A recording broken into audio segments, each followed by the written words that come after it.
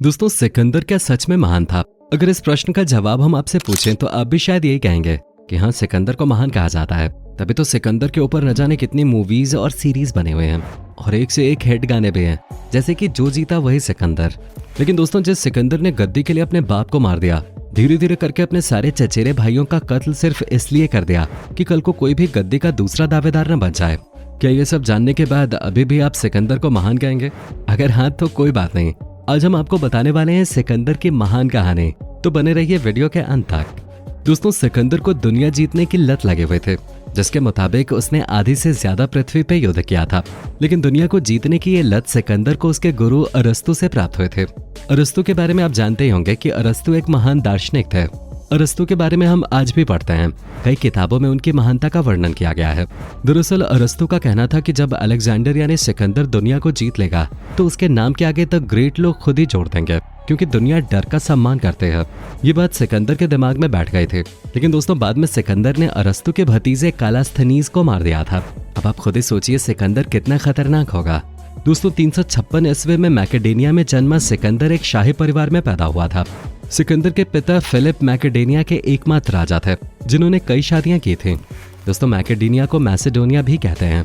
उनकी कई पत्नियां थीं और उन सबसे उनके बच्चे थे। और फिलिप की हर पत्नी चाहती थी कि उसका बेटा ही आने वाले मैकेडोनिया रियासत का राजा बने, जिसकी वजह से राज्य में काफी मतभेद भी थे। सिकंदर जिस रानी से पैदा हुआ था उसका नाम ओलंपियास था। ओलंपियास एक सुंदर और हिंसक रानी थे। जैसे जैसे सिकंदर बड़ा होने लगा था, ओलंपियस को भी सिकंदर को लेकर राजगद्दी की चिंता होने लगे थे। इसलिए सिकंदर जब मात्र 19 साल का था, तभी ओलंपियस ने अपने पति फिलिप को जहर देकर धोखे से मार दिया था। इसके बाद सिकंदर ने जब राजगद्दी पर बैठने की कोशिश की, तो सिकंदर के चचेरे और सौतेले भाइयों ने इस बात की खिलाफत की, जिसके बाद सिकंदर ने अपना असली रूप दिखाया और एक एक करके सारे भाइयों को मार दिया। उसके बाद सिकंदर मैकेडोनिया की राजगद्दी पर बैठा। दोस्तों, राजगद्दी पर बैठने के बाद सबसे पहले सिकंदर ने मैकेडोनिया के आसपास के छोटे छोटे राज्यों को जीतना शुरू किया। उन राज्यों को जीतने में सिकंदर को कुछ ज्यादा समय नहीं लगा, क्योंकि ये राज्य छोटे छोटे थे और छोटी प्रजा के राजा ही इस पे राज करते थे। इनमें से कुछ राज्य तो ऐसे थे जिनके राजाओं ने बिना लड़ाई किए हुए सिकंदर को अपने राजा के रूप में स्वीकार कर लिया था। इन सारे छोटे राज्यों के बाद सिकंदर आधुनिक टर्की की तरफ बढ़ा, जिसे एशिया माइनर भी कहा जाता था, और उसने टर्की को भी जीत लिया। टर्की के बाद जिस पहले बड़े और ताकतवर राज्य से सिकंदर ने लड़ाई की, वो फारसी साम्राज्य था। फारसी साम्राज्य मिस्र, ईरान से लेकर पश्चिमी उत्तर भारत तक फैला था। फारसी साम्राज्य सिकंदर के मैकेडोनिया साम्राज्य की अपेक्षा 40 गुना ज्यादा बड़ा था। इस समय यहाँ पर हखामनी वंश के शासक डेरियस III राज कर रहे थे। कहा जाता है इस फारस राज्य को जीतने में सिकंदर को सबसे ज्यादा समय लगा था। और जब हखामनी वंश ने अपनी हार स्वीकार की थी, तो सिकंदर ने पूरे राज्य में ढोल बजवाए थे। उसने अपनी इस जीत का जश्न बहुत ही भव्य तरीके से किया था। फारस साम्राज्य की जीत सिकंदर के जीवन की सबसे बड़ी और बेहतरीन जीत थी। हजारों लाखों लोगों के कत्लेआम के बाद सिकंदर ने खुद ही हखामनी साम्राज्य से संधि कर लिए थे, जिसके तहत उसने डेरियस III की बेटी रुखसाना से शादी की थी। दोस्तों, सिकंदर जहां भी जाता था वहां अपनी सेना के साथ वो इतिहासकारों को भी रखता था।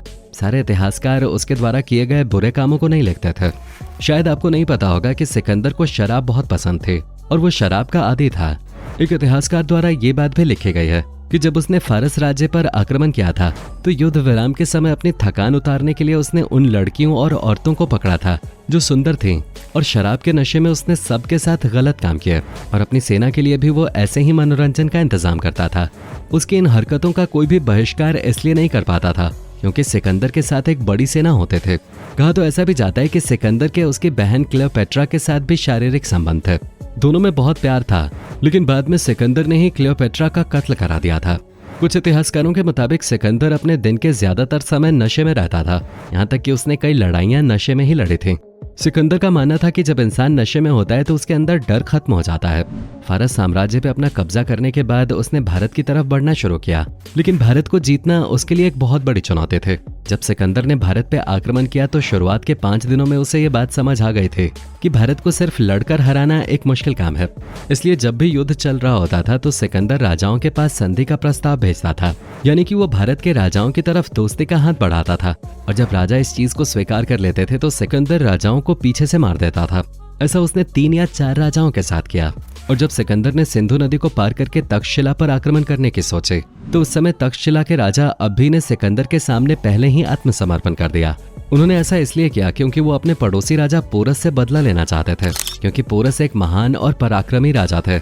उन्होंने अंभी को युद्ध में कई बार हराया था, जिसके लिए अंभी ने सिकंदर के साथ पोरस को हराने की सोची।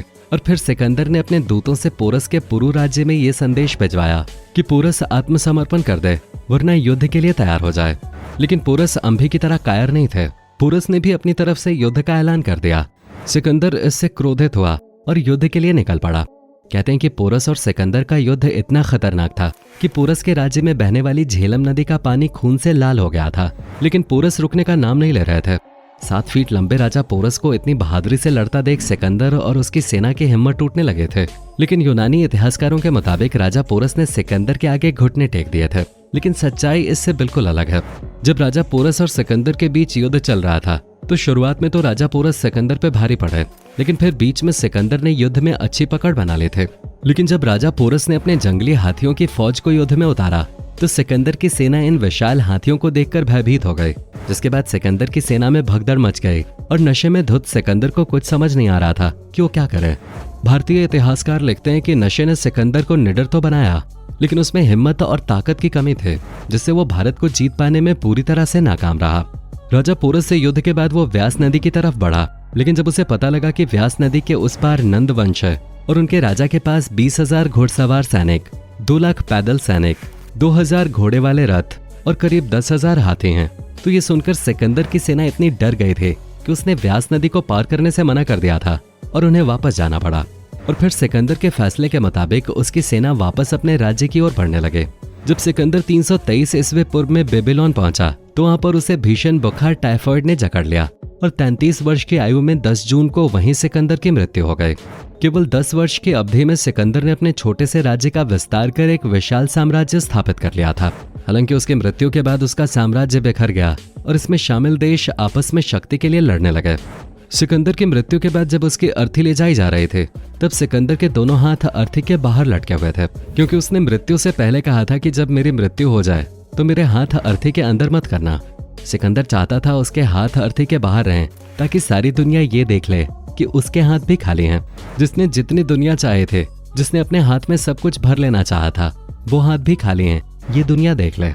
जैसे इंसान खाली हाथ दुनिया में आता है, वैसे ही खाली हाथ इस दुनिया से जाता है, चाहे वो कितना ही कुछ क्यों न जीत ले। जब सिकंदर अपनी इस बीमारी से जूझ रहा था तो उसका उपचार राज्य के सबसे महंगे हकीमों द्वारा किया जा रहा था। तो उसने कहा था कि अगर मैं मर जाऊं तो इन हकीमों को मेरी अर्थी के साथ साथ चलने देना, ताकि दुनिया को पता चल सके कि जिन चीजों के ऊपर हम सबसे ज्यादा समय, भरोसा और पैसा खर्च करते हैं वो भी आपको नहीं बचा सकते। दोस्तों, ये तो बातें रहीं कुछ सिकंदर से जुड़े हुई, लेकिन आज भी बच्चों को किताबों में यही पढ़ाया जाता है कि सिकंदर महान था, लेकिन उसने अपने जीवन में कोई भी ऐसा काम नहीं किया जिससे उसे महान कहा जाए। लेकिन मरते समय उसने जो बातें कही वो सत्य हैं। दोस्तों, इतना सब जानने के बाद क्या आपको सच में लगता है कि सिकंदर महान था? हमें कमेंट करके जरूर बताएं। वीडियो पसंद आई हो तो वीडियो को लाइक करके अपने दोस्तों के साथ शेयर करना ना भूलें और डेली ऐसी ही यूजफुल वीडियोस के लिए इस चैनल को सब्सक्राइब करके बेल नोटिफिकेशन को भी जरूर ऑन कर लें। धन्यवाद।